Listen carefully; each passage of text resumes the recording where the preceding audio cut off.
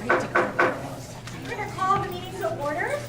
Centerville Board of Education meeting on Monday, March 18th, 2019. Call the roll, please, Mr. Peterman. Mr. Dahl. Here. Dr. Rower. Here. Mr. Schroyer. Here. Megan Sparks. Here. And Annie Self. Here. Please rise for the Pledge of Allegiance. I pledge allegiance To the flag of the United States of America and to the republic for which it stands, one nation, under God, indivisible, with liberty and justice for all. Before we get started, I would like to share that we just had a work session. So before we have our formal board meeting every month, we spend some time, usually a week before, talking about things that usually takes a couple hours. This month we had to kind of combine everything together. So it'll look like we're racing through everything, but I can assure you that we have talked everything through previously and given it a lot of thought. So approval of the agenda as presented. So moved. Second. Call the roll, please, Mr. Peterman. Mr. Dahl. Yes. Dr. Rower. Yes. Mr. Schroyer. Yes. Megan Sparks. Yes. And Annie Self. Yes. We're going to have Board of Education reports, legislative report, Mrs. Sparks. The House passed Bill 62 with 30 yeas, including one from our representative Jim Butler, and only 3 nays. This is the bill that we discussed last month that increases the tax on gasoline for school districts. On Friday, Governor DeWine introduced his budget plans, and his plan, $250 million, will be used towards student wellness and success in schools and provide money for mental health counseling, wraparound support, mentoring, and after-school programs. The following fiscal year, this amount will increase to $300 million. He hopes with this money allocated for factors that affect students outside of the classroom funds would be saved. And that's the end of the report. Thank you. Any good? Can I just add on something? I just want to add one more thing for the legislative report. We talked earlier in our work session. There's another House bill, State Bill 132, which is also was sponsored by Jim Butler, one of our local state reps. And it's a House bill that basically is forcing school districts to inform parents about all the options and ways they can decline immunizations and still have their children in school unimmunized. And I contacted them, and the school board agreed to send a letter to Jim Butler and some of the other representatives, basically let them know our displeasure on this, that we should be working the other way, is to make sure every child in this state is immunized, not giving parents options of how they can unimmunize or not immunize their children. So again, I think this was one of those House bills that we need as a board and community as a state to stand up and say it's just not needed, and we should be working for full immunization rather than unimmunized children. Thank you. All right, student board reports.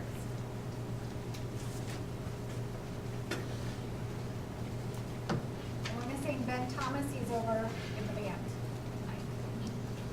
Hi, I'm going to start us off tonight. I'm Jacob Myers. I'm a junior here at Centerville High School. So I just kind of want to give you an update. 2 months ago, a couple students from West Carrollton approached us asking how they can start this program at West Carrollton. So we had the opportunity, Ben Thomas and I went over to West Carrollton Board of Education meeting, and we actually got to present like what we do and what policies we've changed, and talked about like candy comments and other things with them. So we started to meet with them, and we're going to do a roundtable discussion. It was really receptive with the whole Board of Education there. The superintendent loved it. So we hope to continue this program and our relationship with them and get it started there. Thank you. Hello, I'm Julia Lokai. I'm a senior. Something else that we are doing this week is another Candy and Comments, which is our student survey. That'll take place this Wednesday. And then hopefully the following week, we'll meet with Mr. Carroll about those results.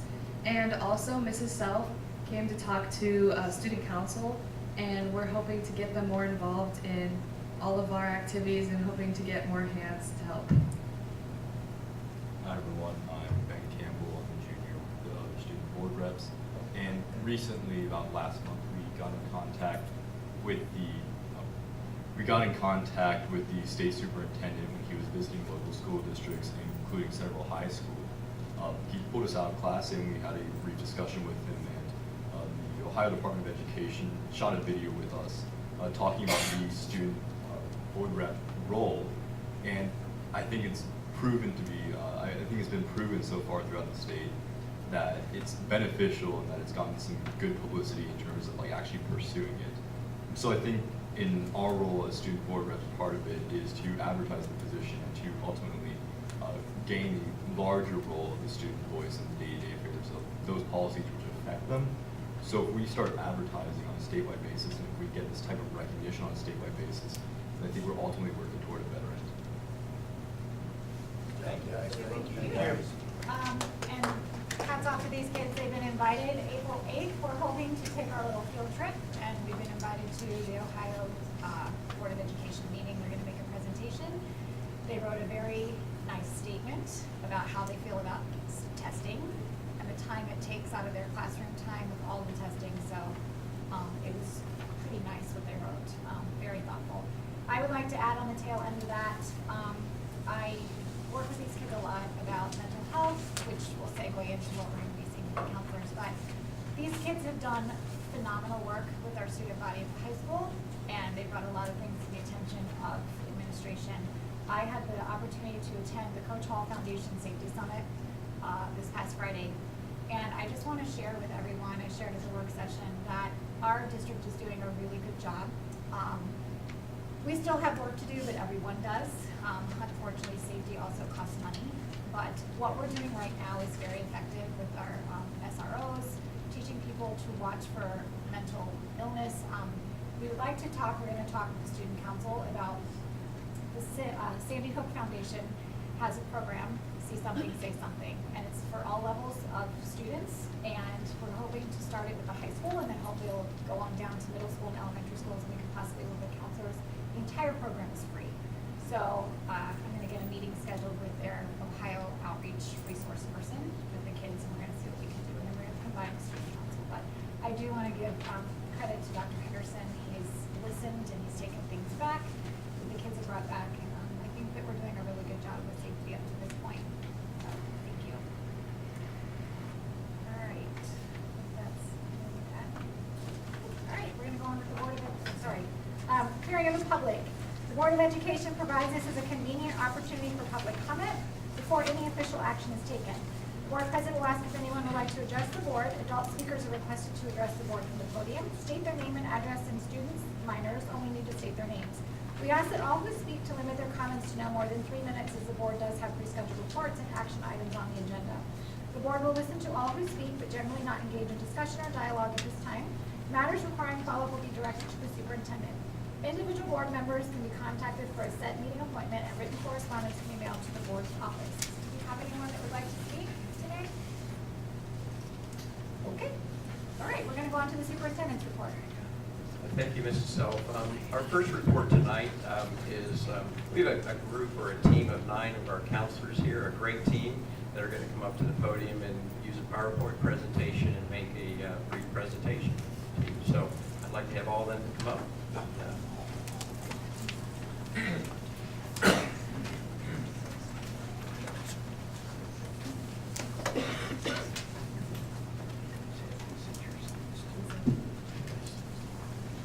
We're hoping to be as poised as the high school students were. Hi, I'm Maura Dressel. I'm one of the many school counselors of your Centerville City Schools. Thank you for giving us a couple of minutes to update you on the expanded partnership between Centerville Schools and South Community, which is a respected community resource for mental health care. We're joined even by a couple of members of South Community, as well as many counselors here from all of your buildings. All of us have a united message of gratitude tonight. We celebrate a lot in Centerville City Schools. We have a lot of good things going on. We're recognized as highly distinguished, and we celebrate the opportunities that have been afforded to our students. But the truth is that many students come to school with a lot on their shoulders. ACEs, or adverse childhood experiences, can lead children to demonstrate negative behaviors in the classroom, but that's just communicating to us that they need a little help. Not only do these behaviors interrupt their learning and the learning of others, but also limits their academic potential and their ability to be successful, not to mention their mental well-being. So how much learning can take place when you're struggling all day just to keep it together. Megan will talk a little bit more about that. Hello, my name is Megan Linney. I'm the school counselor at Primary Village South School. Many students in our district face a number of challenges on a daily basis. Some of these challenges include substance abuse, anxiety, depression, suicidal ideation, trauma, foster care, parental absence due to incarceration, divorce or other factors, relational aggression, self-harm, emotional outbursts, and school avoidance or phobia. This year at the primary level in Centerville City Schools, we have students receiving South Community mental health therapy for severe crippling anxiety, emotional, physical, and sexual abuse, neglect, talk about suicidal thoughts and self-harm, post-traumatic stress disorder, family issues, and a variety of different traumas. The CDC reports 1 in 6 children in the United States, aged 2 to 8 years old, has a diagnosed mental, behavioral, or developmental disorder. This statistic moves up to more than 1 in 5 children for families in poverty.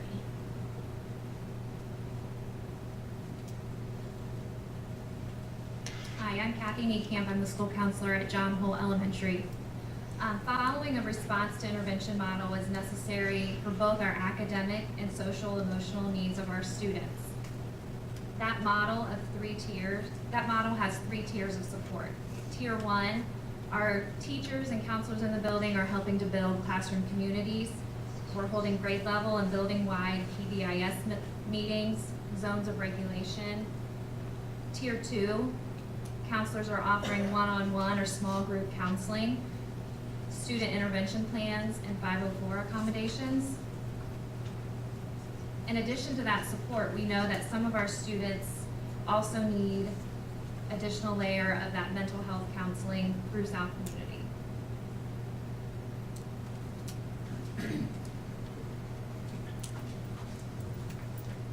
Hi, I'm Nick Such. I'm the counselor at Weller Elementary. So our next slide just gives you an idea of the total number of students that are now being serviced by South Community. This is in addition to some of the resources that we already had set up through them.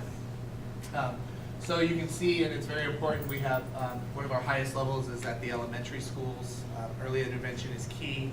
So this really, these students getting identified now makes it extra important.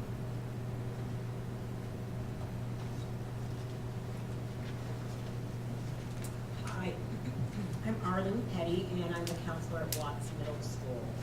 And when we speak of a united effort, our collaboration with South Community has allowed them to pinpoint some concerns, and through our referral process, that the schools initiate a referral form, we're able to give them specific information so that they can start to develop a treatment plan with families.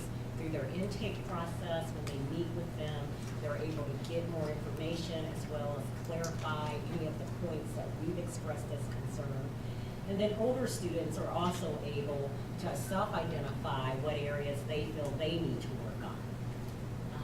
Of course, they work with staff and students and provide support for the whole child with giving staff members strategies to help manage behaviors that may become problematic in the classroom or crises that occur, as well as consulting with the counselors to help us better understand the mental health deficits that those students are dealing with.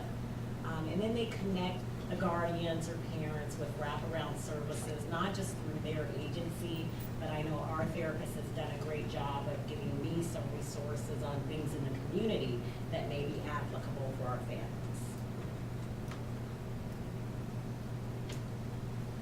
I spoke a little bit about the collaboration with staff to improve outcomes, treatment services for substance abuse, and that may be for the youth, but particularly for the parent, that they can receive those services through South Community, consultation for kids in crisis, individual and group therapy, and then the really big priority for monitoring medications. A lot of our kids who have had some significant mental health issues have gone untreated or undiagnosed, and this collaboration allows them to receive psychiatric supervision for medication management.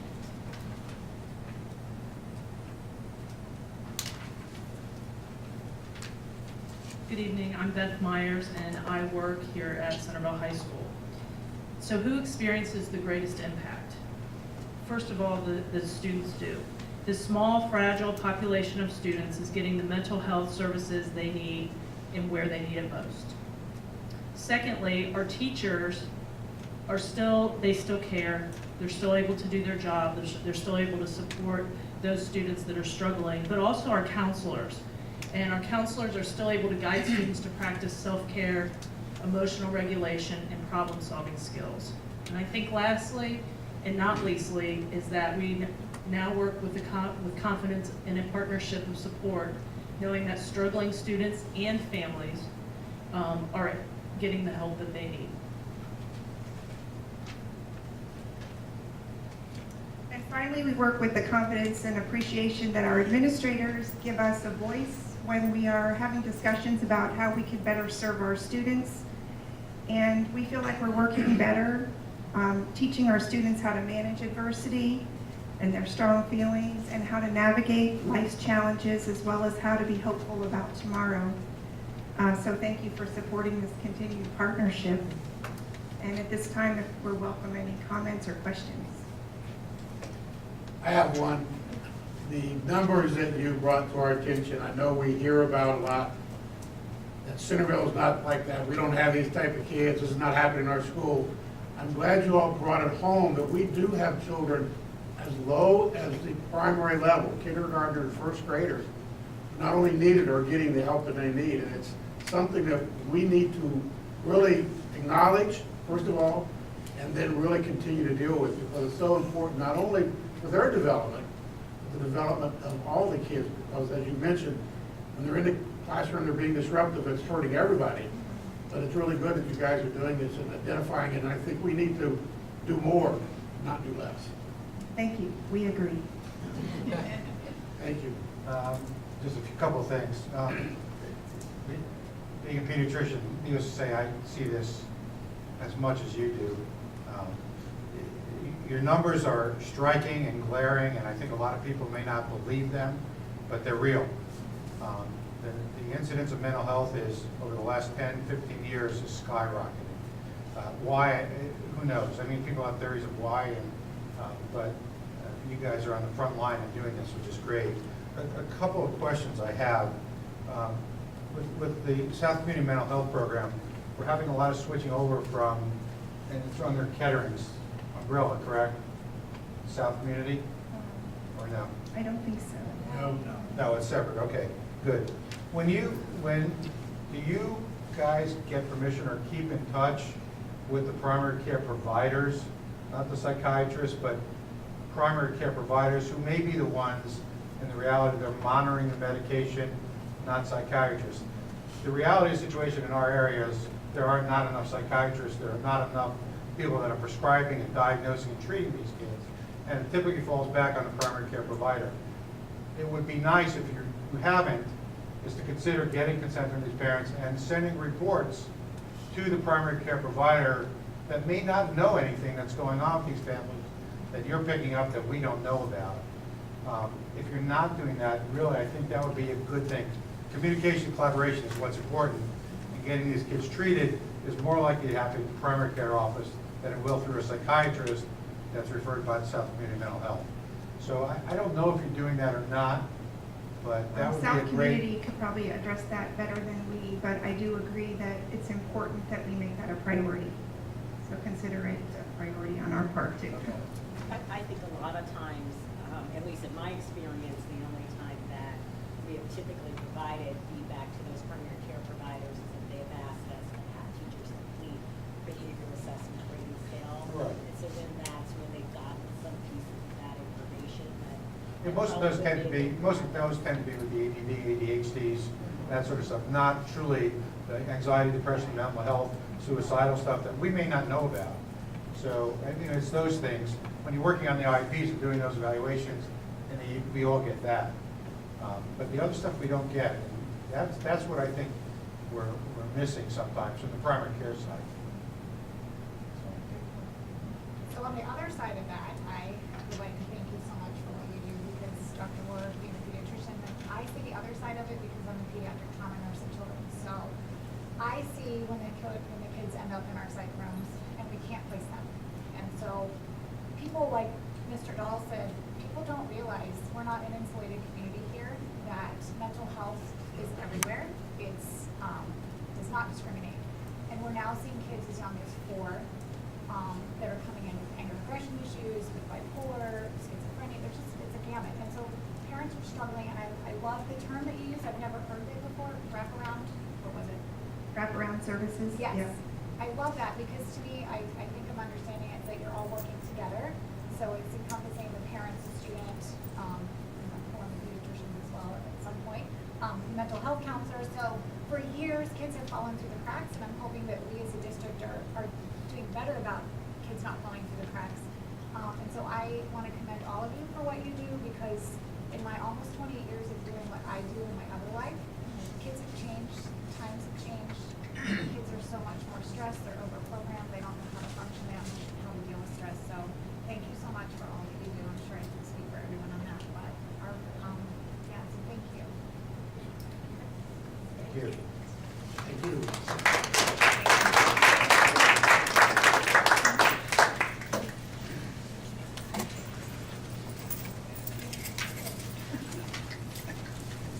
Our next presentation is in regards to an annual homeless public notice that we do every year.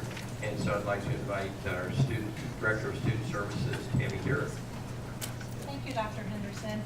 Good evening. So, every year we need to give a little bit of an update about our homeless children. And again, this is something that most people think do not affect us here in Centerville. However, we do have homeless children here in Centerville. The McKinney-Vento Homeless Act has a definition of homeless youth. So that is actually students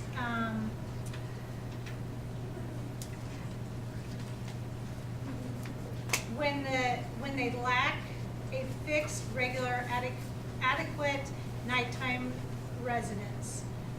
They could be sharing a house with others, which is considered to be doubled up.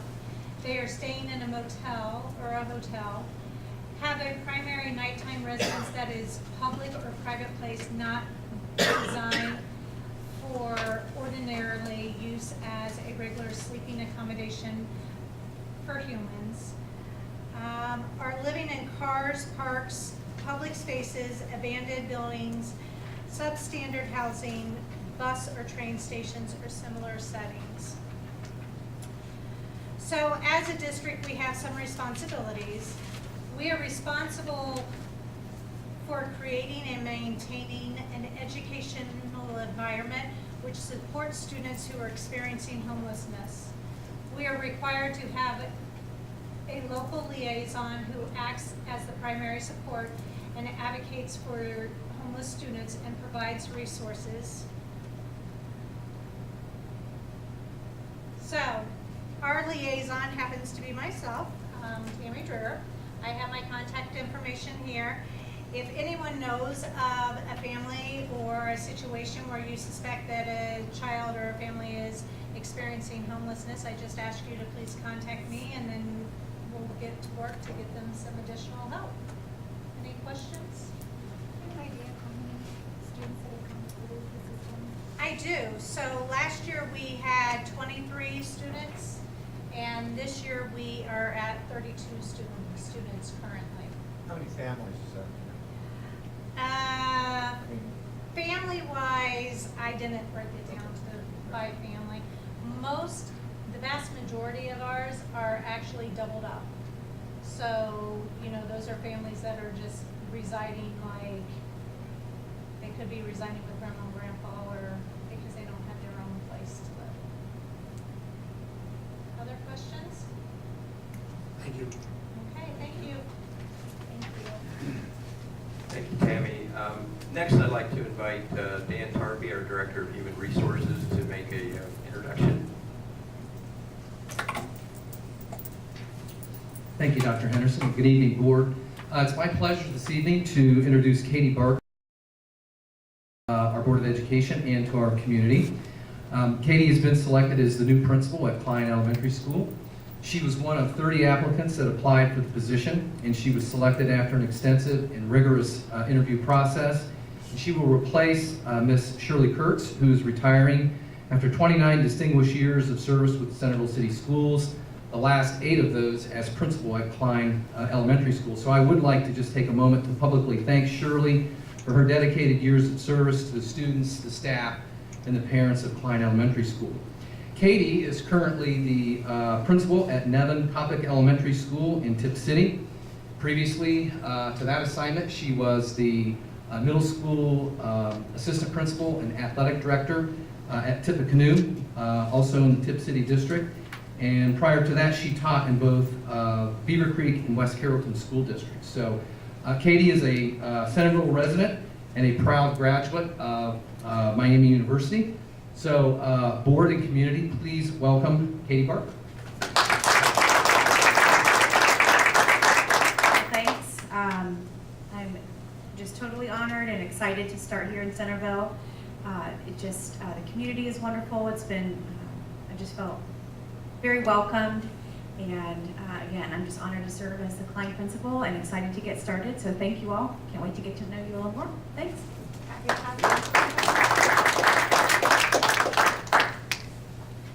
Thank you, Katie. Thank you, Dan, and welcome again, Katie. Thank you.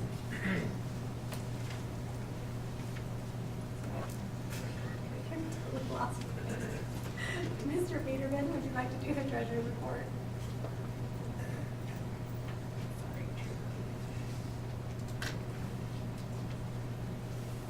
Good evening. This is a brief overview of the treasurer's financial report shared with the board at the previous work session. Revenue from all sources is meeting the forecasted estimates. The fiscal year total revenue is projected to be down 3.6% for the year. A detailed breakdown of the reasons revenue will be down this year has been provided to the Board of Education throughout the year. Real estate collection, personal property tax collection, state funding, and the all other revenue category are all expected to be below last year totals at the fiscal year end in June. Expenses for all categories are below budget at this time. At fiscal year end, the total budgeted expenses are expected to be up 6% compared to last year at this time. Through February, overall expenses are 3% higher than last year at this time. As communicated previously with the board, the benefits category will exceed the original budget estimate at fiscal year end. This is due to higher than expected medical insurance enrollments beginning in January. Because we are a service organization, our largest expense annually is for payroll. This chart shows actual payroll expenses through February and estimated expenses for the remainder of the fiscal year, ending in June, and they're highlighted in black on this chart. This chart also shows how close it appears payroll expenses will be to the projected budget at year end. This concludes my report this evening, unless there are any questions from the board.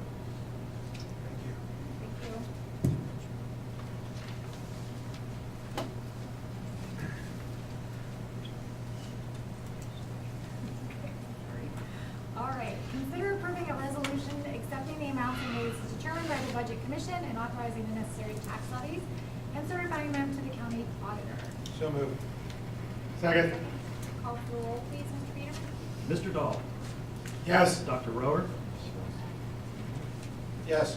Mr. Schroyer? Yes. Megan Sparks? Yes. And Annie Self? Yes.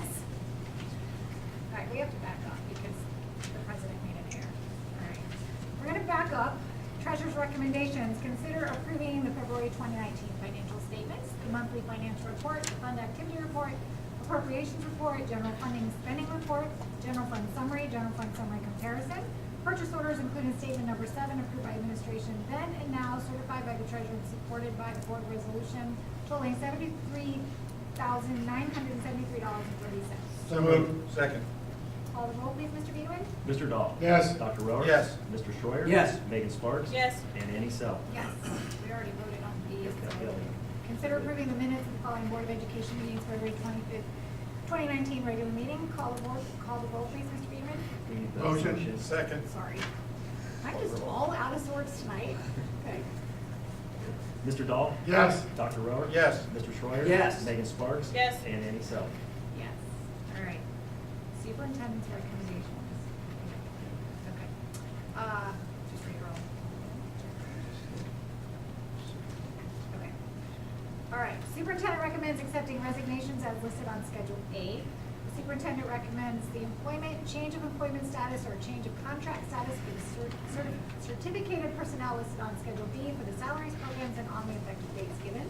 The superintendent recommends the employment or change of employment status for the support staff personnel listed on Schedule C for the salaries, programs, and on the effective dates given. The superintendent recommends the employment of the personnel listed on Schedules D and D1 for supplemental contracts or extra duty assignments. The superintendent recommends the granting of leaves of absence for personnel listed on Schedule E for the reasons and on the dates given. So moved. Second. Call the roll, please, Mr. Beederman. Mr. Dahl? Yes. Dr. Rohr? Yes. Mr. Schreier? Yes. Megan Sparks? Yes. And Annie Self? Yes.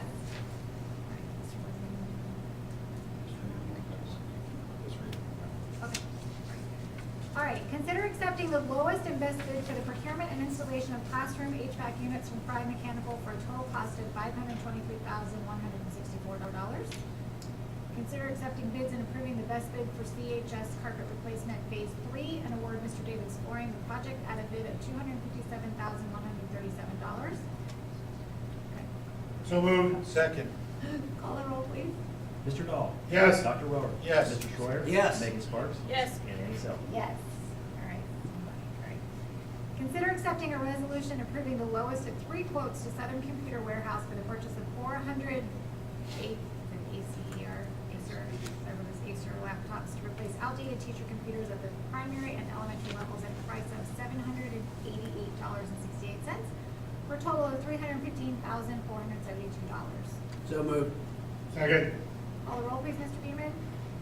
Mr. Dahl? Yes. Dr. Rohr? Yes. Mr. Schreier? Yes. Megan Sparks? Yes. And Annie Self? Yes. Consider a resolution approving the revised Board of Education policies. Number 0169, public participation at board meetings. Number 6,423, use of credit cards, and 6,320, purchasing and bidding. So moved. Second. Call the roll, please. Mr. Dahl? Yes. Dr. Rohr? Yes. Mr. Schreier? Yes. Megan Sparks? Yes. And Annie Self? Yes. Pursuant to Ohio Revised Code Section 121.22G1, I hereby move that the board adjourn to executive session for the purposes of considering the employment of an employee of the school district. So moved. Second. Call the roll, please. Mr. Dahl? Yes. Dr. Rohr? Yes. Mr. Schreier? Yes. Megan Sparks? Yes. And Annie Self? Yes. Call for adjournment. You have to go into executive Oh, session. sorry. I'm having it all. Thank you all. Thank you.